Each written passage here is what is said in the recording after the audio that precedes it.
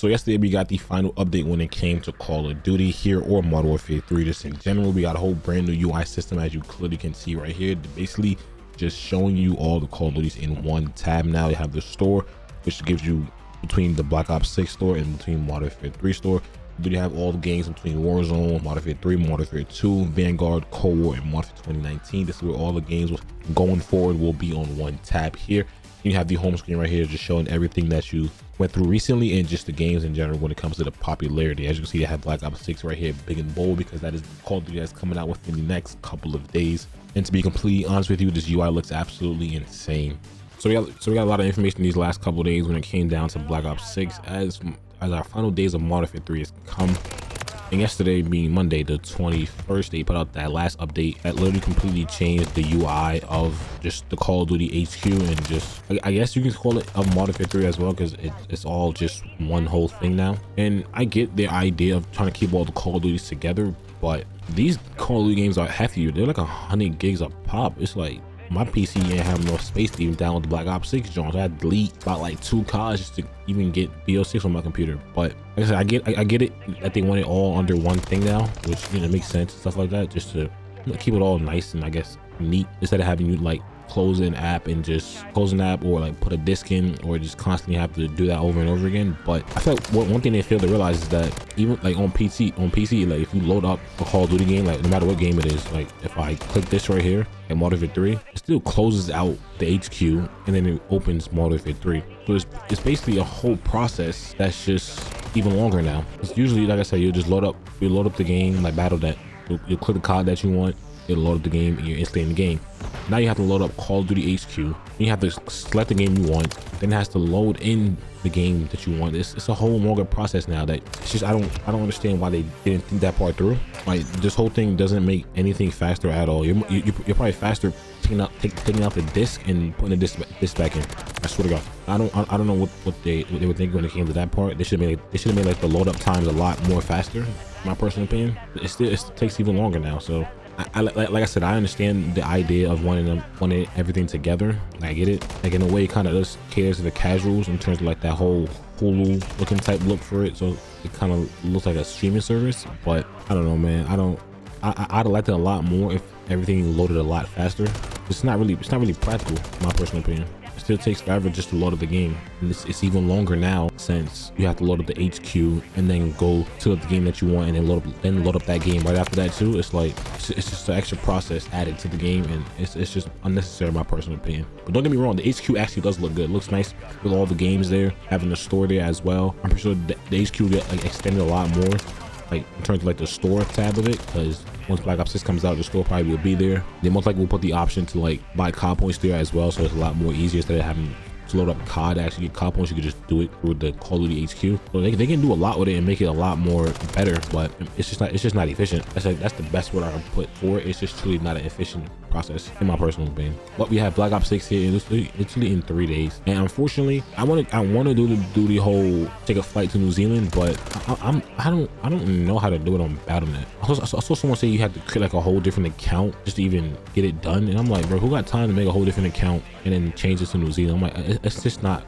that worth it, I guess. Like, I'll play at Thursday night at midnight or Friday at midnight, however you want to word that. But I'll play, and then I'll probably miss like a couple hours, I guess, of progress. But I ain't really too worried about, you know, me missing out a lot of it, because it's just a couple hours. I'll be completely honest with you. You don't lose too much time just from the New Zealand people. A lot comes out during then, for sure. Like probably like the world's first nuke, or just a lot of crazy stuff comes out a lot during that time.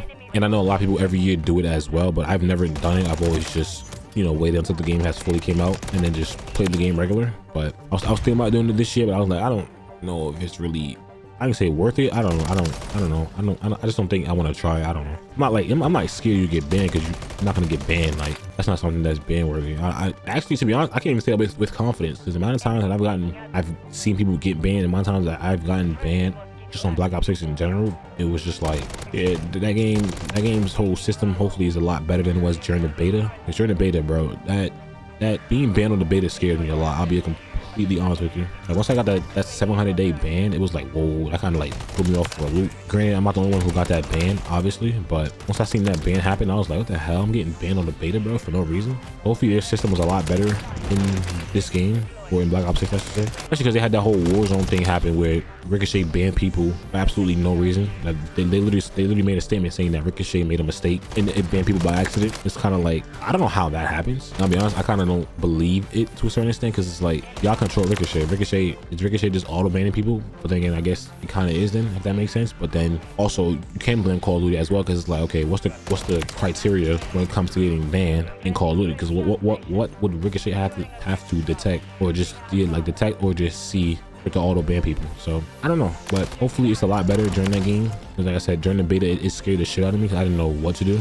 And I just, once I got unbanned during the beta, bro, I literally didn't play it. I was like, yeah, I'm not taking that risk again. I'm just simply not gonna take that risk again and absolutely just get banned again. Because once you get banned on that game, you're banned on everything. You're banned on Call of Duty. When you're banned on Warzone, you're banned on you're banned on Modern Warfare 3 as well. It was just not fun and ideal. I don't get it, but hopefully, like I said, Ricochet is a lot better this year during Black Ops 6, and it should be, I'm pretty sure. But then again, it's like, is Ricochet really a multiplayer? Because Ricochet really doesn't ban people when it comes to rank play. That's simply for a fact. Rank play has always ran rapid with hackers literally every year, so who knows if Ricochet is even an actual great thing in multiplayer. So I know with season 1 coming out for Black Ops 6 in December, I think it comes out. That's when we get the whole Warzone integration as well, and then that's when we are allowed to do the Warzone camo challenge. And I ain't gonna lie to you, I completely forgot that Warzone doesn't instantly come out with the game. So if it does come out in December, like no cap, but between that time, like just like the whole month of November, you can like get everything done in terms of like zombies camo, in terms of the multiplayer camo, obviously, because that'll be very easy. Like this shit, you don't have to level up your guns to actually start the camos. And like they said, it's basically like the headshot camo grind, like how it used to be a few years ago, like how it was in Black Ops 4, I want to say. And it's really a lot easier this year. There's no battle rifles, there's no marksman rifles. They got rid of both those classes, which is absolutely wild, because we had that in Call of Duty ever since March 2019. So like maybe for the last 6 years, maybe 6 years, and we've had battle rifles and marksman rifles for literally that long. So that is out the game now, and there's 2 less classes to even get camos for. It's a good thing for surely, and honestly, battle rifles and marksman rifles and all that type of stuff they were kind of useless, because battle rifles were basically assault rifles, but I guess a little bit stronger, and marksman rifles are basically just snipers but a lot faster. I guess those have those benefits to it, but it's also kind of like, we really didn't need them. Well, let's be honest, we didn't need any of that stuff. So we have 2 less classes now, so the camo grind is gonna be a lot easier this year for sure, and it's gonna be a lot more fun.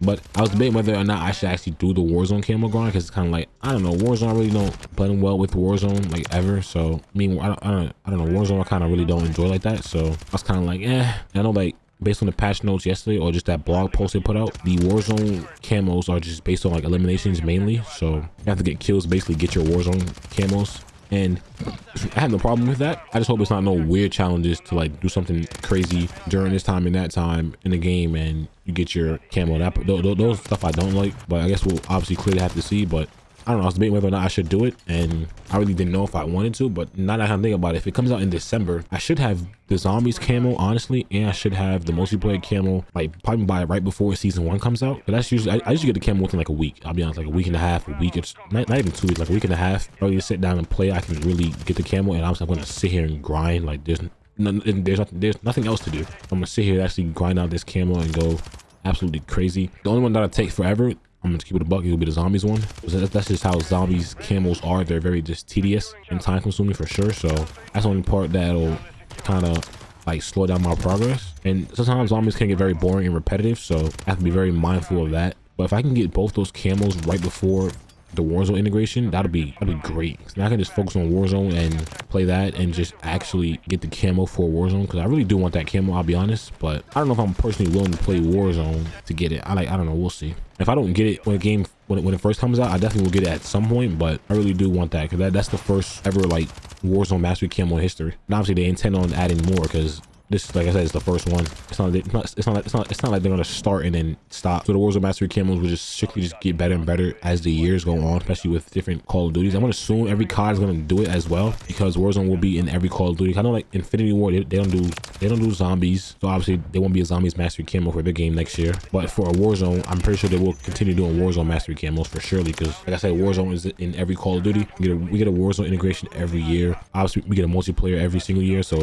those are forever always getting new mastery camos. I don't think this is one of those things where like a studio has a great idea and the company, that the next game title company, just strictly doesn't follow it. This is one of those things that I definitely do believe is here to stay for surely, because this is something that's just very like, not repetitive, but this is something that's, I guess, like Call of Duty's core base now, which is Warzone. If we can get like dope mastery camos every single year for Warzone, that'll be actually, that'll just be insane. That'd be perfect too, especially if we don't get zombies with Infinity War cards. So it'll kind of just not force us to go for both, but it'll be a lot easier to go for that Warzone one, because it won't be as tedious to get that zombies one. But I do want all three of them next year. I'm gonna be honest, every year I kind of always say that I might just pay somebody to get my camos for me, but also kind of just like knock out the grind and just knock out the whole fun factor of like the game. Because as you like go through your camos and just trying to get camos, you're basically learning the game. You're learning the maps. You're learning how to just play the game in general. You're just learning new tricks. You're just having fun. So if I pay somebody to do that, I'll kind of be like, not, it'll be pointless. In my personal opinion, it's also just a lot more rewarding when it just comes down to getting your own camos. Just all that grind and all that, just all the hard days, the days you don't want to do it, just the days that it's boring and stale. It's like, that's just like the fun part when you actually get the camo, to where, you know, it's like, okay,